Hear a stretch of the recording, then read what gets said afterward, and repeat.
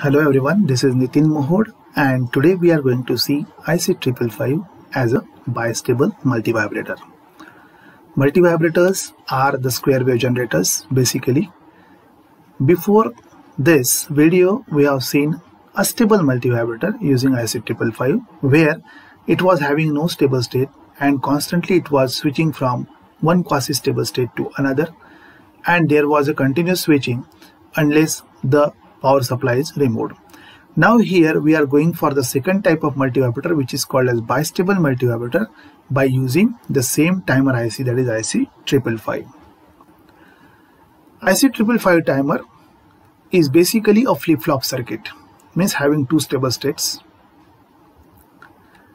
It does not use any RC timing network. Now resistors we are connecting here, but no capacitor we are using for the charging and discharging timing circuit as a timing circuit, and therefore there is no equation required to calculate the time period of the circuit. Here we have shown both the diagrams, which are actually similar, drawn in different ways.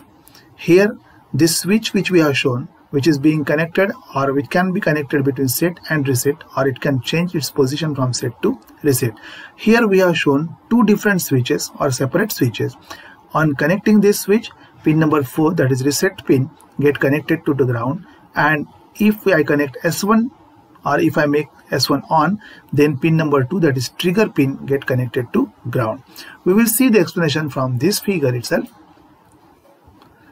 Consider the bistable multivibrator using IC555 as shown. Both the diagrams are okay here. The switching of the output waveform is obtained by controlling the trigger and reset inputs of 555 timer, which are held high by the two pull-up resistors R1 and R2. Now what happens with the output, that is whether it remains high or whether it goes low, that depends upon what? That depends upon the two pins, that is pin number 2, that is trigger pin, and reset pin, which can be connected to ground through this switch, and both these pins are connected through two pull-up resistors R1 and R2 to VCC. Since they are connected, since these resistors are connected to plus VCC, they are called as pull-up resistors.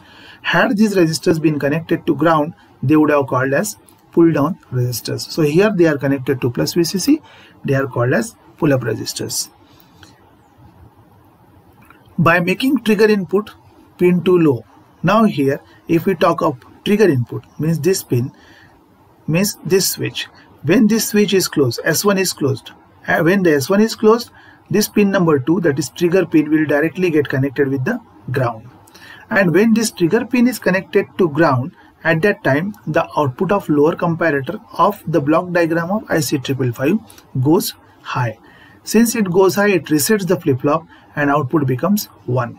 Since the output becomes 1, that is Q bar is 1, the current flows through this R3 and LED turns on, right?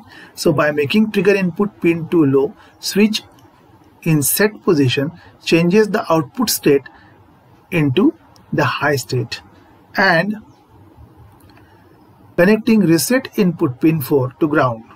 Now see, if this is reset pin and which is connected through switch S2, instead of closing this S1, if I close this S2, switch S2, what will happen? This pin 4 will directly get connected to ground. Pin 4 is what? It's a reset pin, and you can see here clearly it's an active low pin since bubble is here. So since bubble is here, it's an active low pin, and since it will be connected to ground, it will be activated and it will reset the flip-flop. It will reset the 555 timer IC, and the output will go 0. Since the output will go 0, there will be no output current which is flowing, and therefore this LED will turn off. Thus 555 timer circuit remain in either state indefinitely and is therefore called as bistable. Bistable 555 timer is stable in both either high state or low states.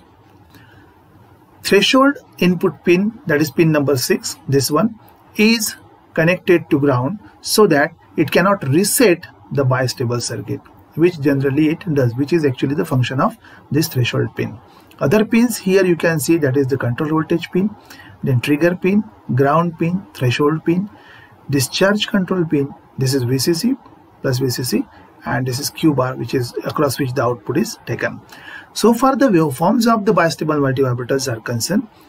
When the trigger input goes low because of the connection of this switch, or because of this switch is made on, as the trigger goes low, the output will go high. So bistable output will go high, and it will remain high until reset input is made low. How reset input is made low? This switch will be released, and when this switch will be closed, and when this switch will be closed, at that time the pin 4 will directly get connected to ground, means it will reset the timer and you will get the output 0. So this bistable multivibrator will remain indefinitely either in low state or in high state, and for that it requires the switching action, that S1 has to be closed or S2 has to be closed, and accordingly the changes in output you can see. So I hope the idea of bistable multivibrator, how the connections are made, how the pull-up resistors are connected, and how the switching action is there because of which the output changes, and the waveform associated with the bistable output and the switching action of trigger and reset inputs is clear to you. Thank you.